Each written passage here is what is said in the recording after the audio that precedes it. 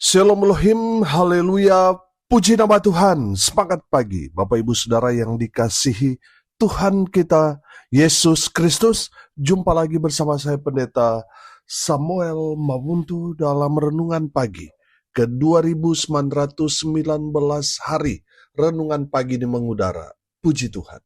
Bapak Ibu Saudara yang dikasihi Tuhan, sebelum kita membaca, mendengarkan, dan merenungkan firman Tuhan hari ini, mari kita berdoa, minta pimpinan Roh Kudus. Kita berdoa.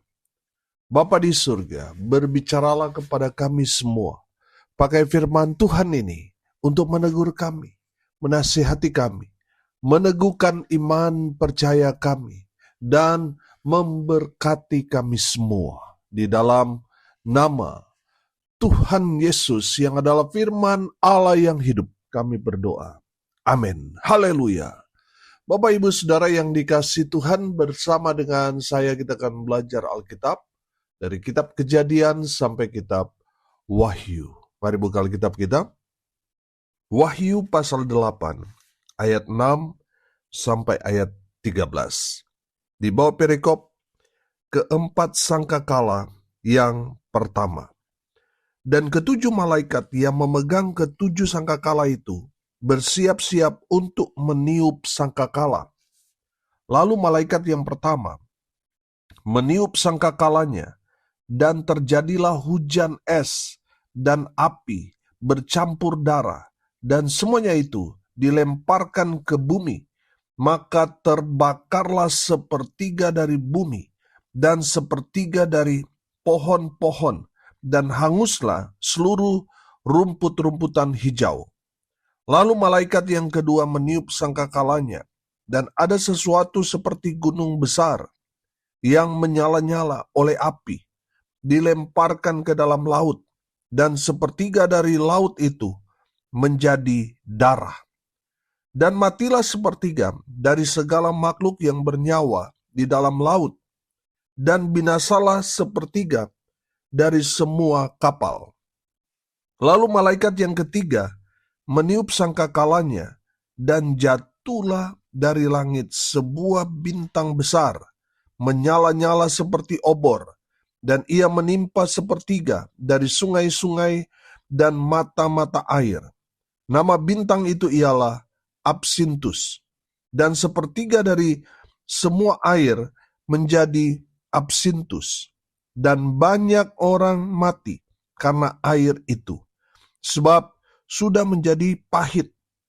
Lalu malaikat yang keempat meniup sangkakalanya, dan terpukullah sepertiga dari matahari, dan sepertiga dari bulan, dan sepertiga dari bintang-bintang, sehingga sepertiga daripadanya menjadi gelap, dan sepertiga dari siang hari tidak terang, dan demikian juga malam hari. Lalu aku melihat, aku mendengar seekor burung nasar terbang di tengah langit dan berkata dengan suara nyaring, "Celaka, celaka, celakalah mereka yang diam di atas bumi, oleh karena bunyi sangkakala ketiga malaikat lain yang masih akan meniup sangkakalanya." Amin. Firman Tuhan, haleluya.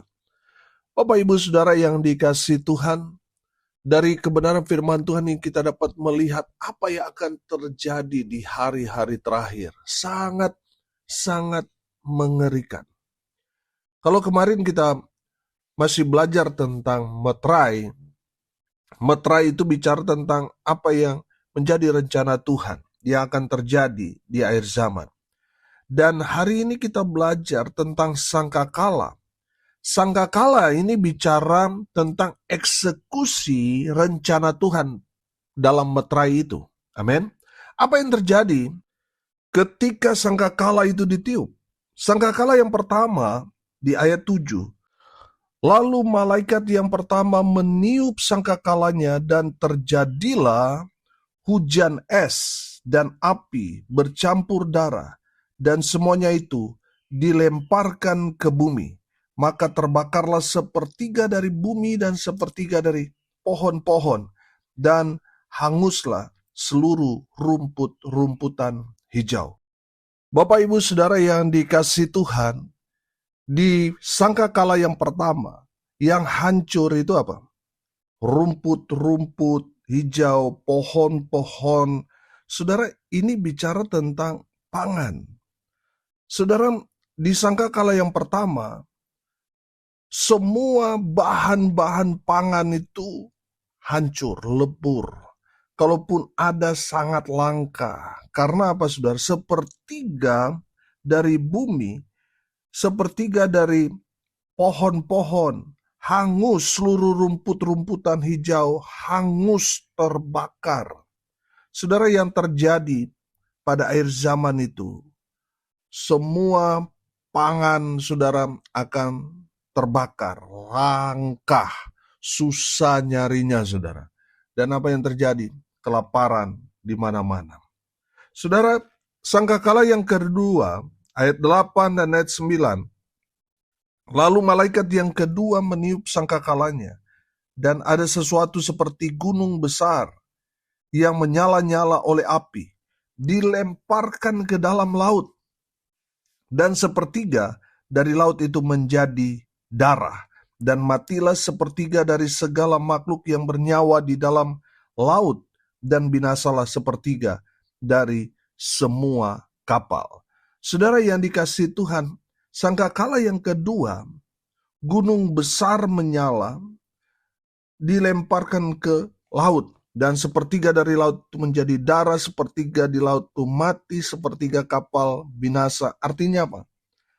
Ini bicara tentang hancurnya perekonomian. Bapak Ibu Saudara yang dikasihi Tuhan, kalau kita melihat apa yang terjadi sekarang ini, di mana dolar sudah mulai tinggi saudara, sementara rupiah lemah, itu belum ada apa-apanya saudara.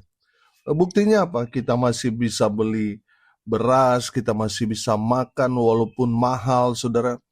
Saudara, di sangkakala yang kedua itu terjadi hal yang sangat luar biasa. Perekonomian seluruh dunia hancur secara global.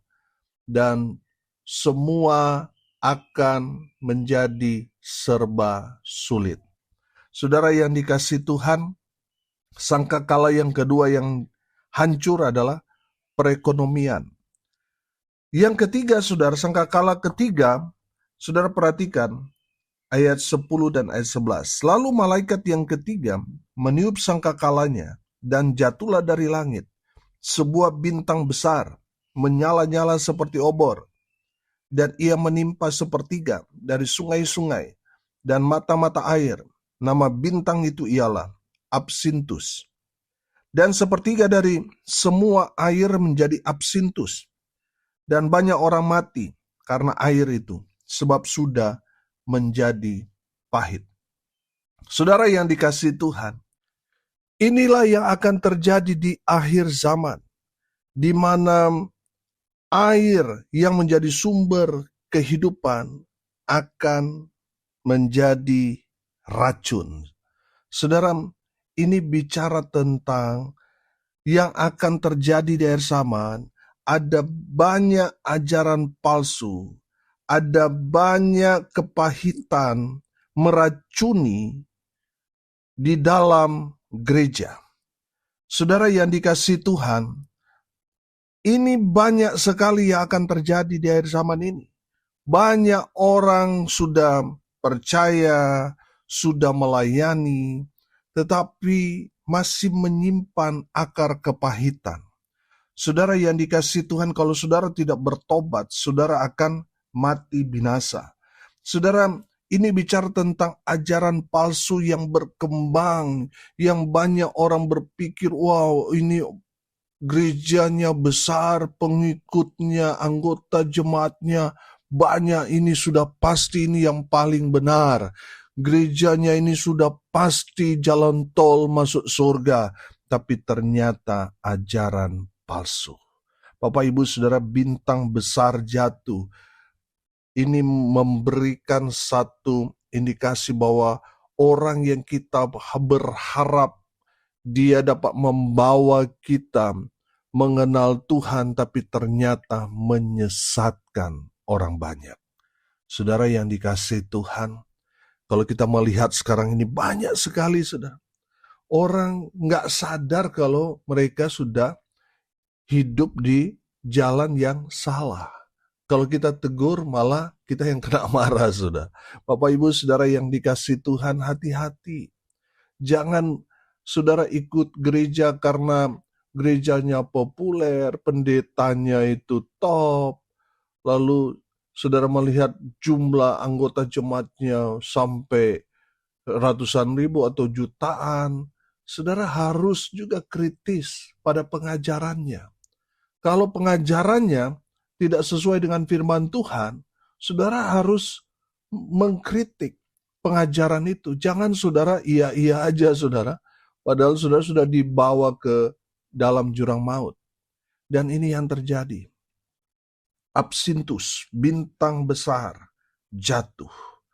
Saudara yang dikasihi Tuhan, makanya selalu saya bilang saudara, jangan sampai saudara ke gereja melayani karena saudara fans sama pendeta.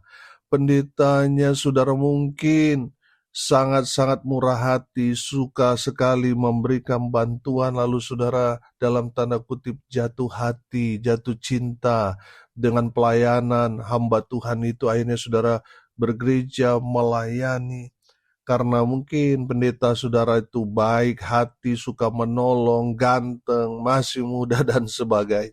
Tapi ternyata yang dia ajarkan melenceng dari kebenaran. Tapi karena dia sudah buat baik, saudara nggak enakan, saudara nggak enak hati mau tegur, saudara. Bapak Ibu saudara hati-hati. Ini yang akan terjadi. Saudara menganggap bahwa dia adalah tokoh rohani, tapi ternyata pengajarannya mulai melenceng, itu akan menyesatkan dan membuat saudara mati binasa. Bapak Ibu saudara, ini yang akan terjadi. Sumber air menjadi pahit. Karena apa? Ajaran palsu yang menyesatkan. Banyak orang bukan lagi fokus kepada Tuhan Yesus, tapi mulai fokus pada minyak, mulai fokus pada kesibukan-kesibukan pelayanan yang mengubah, yang mengalih fokus kita kepada Tuhan Yesus. Bapak Ibu saudara hati-hati. Bapak Ibu saudara, firman Tuhan ini memberikan peringatan buat kita. Ini akan terjadi. Ajaran palsu yang menyesatkan akan berkembang.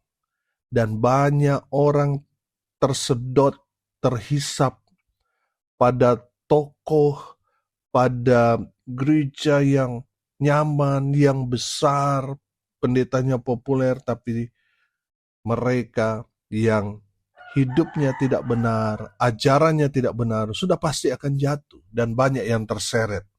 Mereka akan binasa. Sangkakala yang keempat, ayat 12, perhatikan. Lalu malaikat yang keempat meniup sangkakalanya, dan terpukullah sepertiga dari matahari, dan sepertiga dari bulan, dan sepertiga dari bintang-bintang, sehingga sepertiga dari padanya menjadi gelap, dan sepertiga dari siang hari tidak terang, dan demikian juga malam hari. Saudara yang dikasihi Tuhan, sangkakala yang keempat terjadi kegelapan. Sama seperti tulah ke-9 di Mesir. Saudara, perhatikan bahwa siang dan malam dipotong jadi sepertiga, saudara. Mirip sekali dengan tulah ke-9. Tulah yang keempat ini menghancurkan waktu dan terang. Jadi gelap. Bapak Ibu saudara perhatikan sekarang ini. Orang sudah lupa waktu, saudara.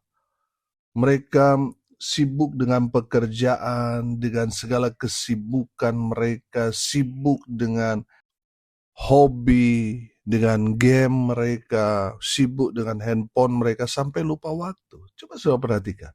Bapak Ibu saudara yang dikasihi Tuhan, ini yang terjadi. Bahwa orang akan hidup dalam kegelapan sampai lupa waktu. Saudara, ada berapa banyak orang lupa waktu untuk beribadah, lupa waktu untuk berdoa, lupa waktu untuk persekutuan, untuk melayani Tuhan, lupa waktu lagi, saudara, untuk keluarganya dan sebagainya. Ini yang akan terjadi. Bapak Ibu Saudara, ayat 13, perhatikan. Lalu aku melihat, aku mendengar seekor burung nasar terbang di tengah langit dan berkata dengan suara nyaring, "Celaka, celaka, celakalah mereka yang diam di atas bumi, oleh karena bunyi sangkakala ketiga malaikat lain yang masih akan meniup sangkakalanya." Saudara, ayat 13 ini bicara tentang burung nasar, memberikan peringatan bahwa ada 3 sangkakala terakhir yang jauh lebih berat, jauh lebih sadis, jauh lebih menyakitkan yang akan menimpa manusia yang hidup di zamannya. Apa yang harus kita lakukan supaya kita tidak mengalami peristiwa ini? Sederhana. Saudara harus bertobat. Buka hati, terima Tuhan Yesus, saudara pasti selamat. Amin. Saudara yang dikasihi Tuhan, yang harus kita lakukan, yang kedua, percaya. Percaya pada firman Tuhan. Percaya kepada Kristus Yesus Tuhan. Maka saudara pasti selamat. Saudara tidak akan mengalami hal-hal yang menakutkan ini. Amin. Dan sudah pasti saudara, yang ketiga, kita harus hidup dalam ketaatan. Taat pada firman. Apa kata firman? Mari kita mau kerjakan, lakukan. Supaya apa saudara? Supaya pada saat hal-hal ini terjadi, kita orang-orang yang hidup dalam Tuhan, percaya kepada Tuhan Yesus, setia taat sampai mati, kita dilindungi, kita diselamatkan, kita mendapatkan hal-hal yang istimewa di surga. Amin. Kita mendapatkan privilege. Karena apa saudara? Karena saudara hidup dalam Kristus, saudara percaya, saudara selama hidup, saudara hidup dalam ketaatan setia, saudara saya percaya, saudara tidak akan mengalami hal-hal yang mengerikan ini. Yang saudara dan saya alami adalah keselamatan dari Tuhan Yesus Kristus bagi orang-orang yang percaya, yang sudah menerima Yesus, yang hidup dalam ketaatan serta kesetiaan, diselamatkan oleh Tuhan Yesus Kristus. Amin. Mari kita berdoa. Terima kasih Bapa di sorga, atas kebenaran firman Tuhan ini yang terus mengajar kami tentang apa yang akan terjadi di hari-hari terakhir. Hamba berdoa, berkati semua pendengar dimanapun mereka berada, sehingga mereka dikuatkan, mereka tetap hidup dalam percaya kepada Kristus Yesus Tuhan, sehingga kami semua yang percaya pada Tuhan Yesus tidak mengalami hal-hal yang mengerikan ini. Yang kami alami adalah karya keselamatan dari Kristus Yesus Tuhan untuk kami orang-orang percaya. Bapa di surga, berkati semua pendengar dimanapun mereka berada. Tuhan memberkati hidup mereka.